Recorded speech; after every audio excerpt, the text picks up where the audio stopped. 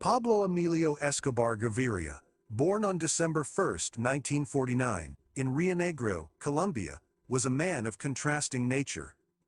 To some, he was a philanthropist who dedicated himself to helping the poor and building hospitals, schools, and churches.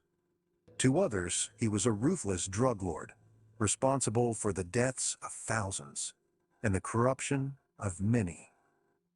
Escobar's story is filled with high-stakes power plays, unimaginable wealth, and a reign of terror that gripped Colombia for years.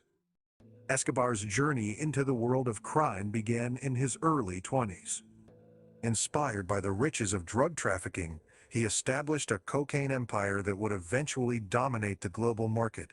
In the late 1970s, Escobar had built connections with notorious drug cartels, such as the Medellin cartel, securing his position as a powerful figure in the underworld.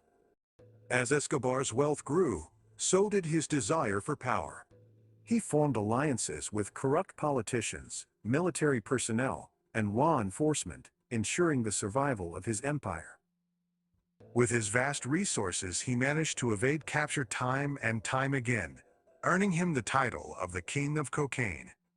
His ingenuity and cunning allowed him to outsmart his enemies and maintain control over his illicit operations. But behind the scenes of his extravagant lifestyle, Escobar orchestrated a campaign of terror.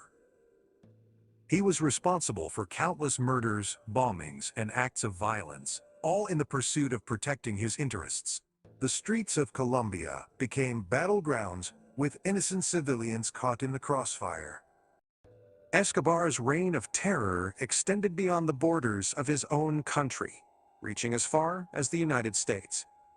The Colombian government, along with international agencies, finally decided to take action against Escobar. The pursuit of the notorious drug lord led to a manhunt of epic proportions. Escobar's empire began to crumble as law enforcement closed in on him. On December 2, 1993, after a year-long chase, Escobar was found hiding in a modest house in Medellin. Realizing that capture was inevitable, he chose to take his own life rather than face justice. The legacy of Pablo Escobar continues to haunt Colombia and the world. His story serves as a cautionary tale, illustrating the devastating consequences of the drug trade and the unchecked pursuit of power. Escobar may have been brought down, but the scars he left behind can still be felt today. It's a story of ambition, corruption, and the incredible lengths one man would go to for control.